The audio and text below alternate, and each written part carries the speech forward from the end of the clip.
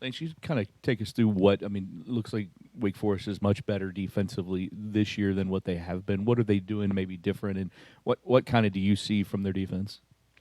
Yeah, Jody, I think defensively, Coach Lambert, first year DC, there has done a really nice job with their defense. I think they're playing hard, they're playing fast, they're playing a little more physical than maybe what you've seen in previous years. But the biggest thing that he's changed is they're doing a little bit more on defense, just from a scheme wise. So they're changing it up on you. You don't know what they're going to be in each and every play, and so they're keeping you on your toes, from a schematic standpoint. But he's got those guys playing at a really high level, and they run to the football.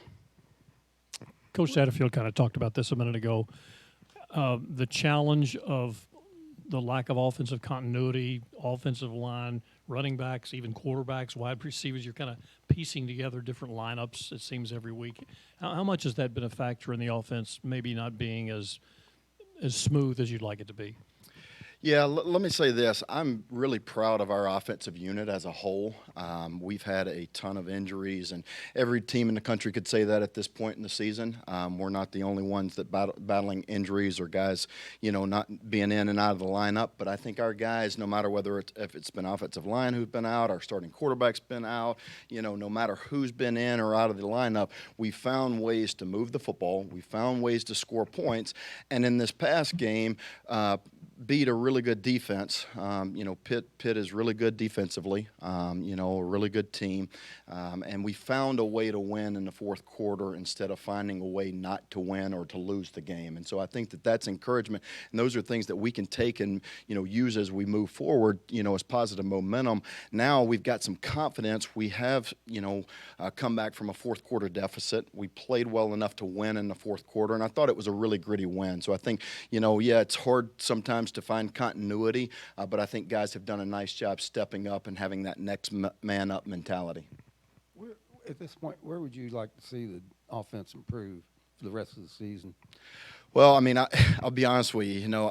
As a competitor, we've got to improve in all three phases. What I mean is run game, pass game, and from a protection standpoint.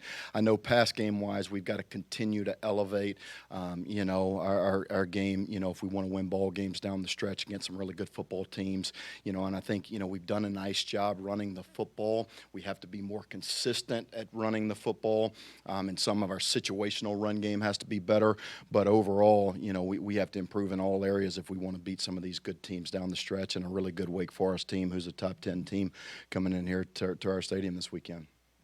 Lance, I guess Travion got the start this past week where Jawar had started before for Tyan. What, I guess, did you see from Travion that kind of gave you guys that confidence to start him first, and how do you just kind of see him really taking those steps now this season? Yeah, really proud of Trey. His maturation as a person and a player, and his development. I think that he has showed so much signs of growth this year, just from a physical and mental toughness standpoint, and understanding the offense standpoint, willingness to do whatever he's been asked to do or accept whatever role he's been put in. And I think that that's been really the mantra of that room. We've had different guys step up in different roles at different times, and they've all, they cheer for each other, they encourage each other, and and in that room, it's just like I talked about with the whole offense. It's next man up mentality, and they've taken turns making plays, and so Trey is just one piece in that room that has done a nice job. But I've been really proud of him and his growth. Lance, you and Scott both have talked about getting more out of the passing game, but the other night you had two catches that were pretty amazing with Tyler's. Can you speak to that catch and his concentration? And then Chris had one, I think, in the first half. Mm-hmm. It seems like he's getting better and better. Yeah, I thought both of those guys, I thought from a receiver unit, and a pass game unit, those guys stepped up and made some really huge critical plays in that game. Chris Bell made, one of the first big plays in his young career as a true freshman. He stepped up and made a big play down the sideline in the first half. There was a big, momentum changer there. And then, Tyler Hudson's, big catch on the sideline. I mean, that is a huge critical play at a critical point in that game. I mean, we're third down. Brock puts the ball up and just gives us an opportunity, and he makes an acrobatic catch on the sideline, great concentration, gets his feet in bounds. They had to go to replay to, basically, confirm the call call or change the call and turn it into a catch. But I thought that was huge for us in that point in the game. And so some critical plays at some critical moments. So that part is exciting. That part is improvement.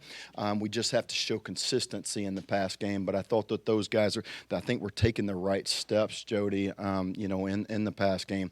We just have to see more consistency from all phases and throughout the game.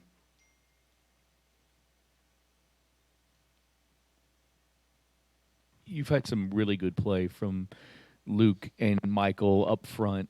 When you get an injury, Scott said, Trevor's going to be back, but when you get an injury like Luke, how much does the rotation that you guys have had seems like it's been pretty good to give them a break? How does that affect maybe the game?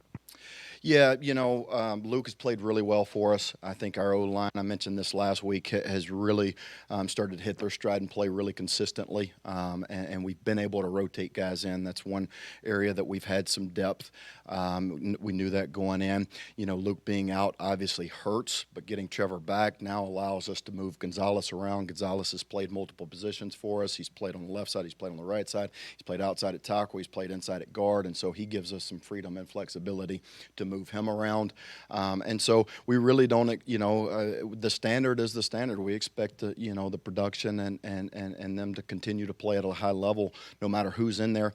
Obviously, we hate the loss of Luke, and that will affect us, but, we anticipate the guys that we continue to play with to play at a high level, and that's what they've been doing each and every week these last several weeks. Lance, even though Cunningham did have a couple touchdown passes in that game, there were a couple moments in that game and at times throughout the season where Cunningham's accuracy has been kind of waning at times, has a propensity to overthrow or underthrow a receiver. As someone who is a play caller or has significant input in the play calling, does that affect potentially what you want to call in given situations, knowing that sometimes Cunningham's accuracy isn't there?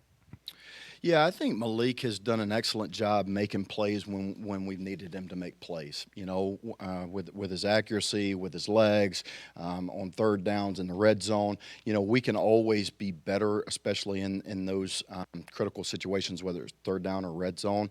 But as I've stated before, it's not just on Malik, it's on all of us. At times he's gotten pressure in the pocket. We've got to do better with our pass protection up front, At times we have to be where we're supposed to be from a receiver standpoint. It's not just on Malik. I mean, it goes on his stat sheet when it goes to, completions or incompletions, but it's not just up to him. I always say this, when the passing game is so critical when it comes to timing and everybody being on the same page, And so I think that's, what we have to continue to work at. And from a coaching staff, we have to continue to do is make sure that everybody's on the same page, make sure that we're putting guys in position where they are using their strengths to make plays and get open for him. And I think as long as we continue to do that, which we've done a nice job the last several weeks of trying to do that schematically and from a X's and O's standpoint, I think it helps our offense from a totality standpoint. Thanks, guys.